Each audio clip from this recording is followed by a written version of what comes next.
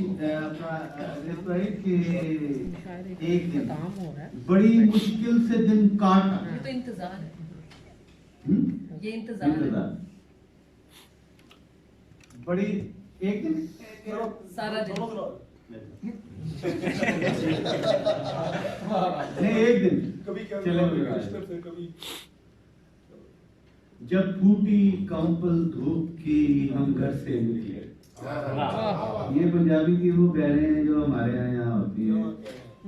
तो पंजाबी हम सुनाते हुए बड़े हैरान होते, कहते हैं ऐसे भी होती है बहरें। जब फूटी कंपल धूप की हम घर से निकले, फिर शहर की बहती धार में हलकोरे खाए।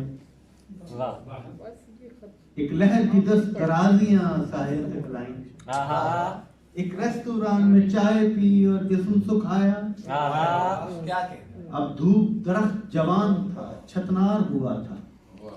तो हमने तन्हा रात में तन्हाई तानी और उसके नीचे रंग रंग की बातें खुली।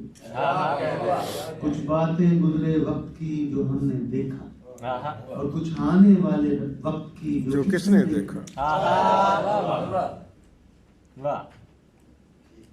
कुछ सांसें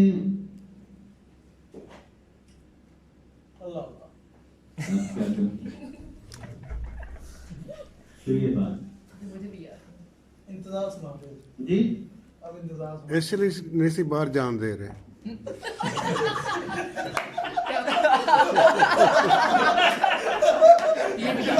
सुना।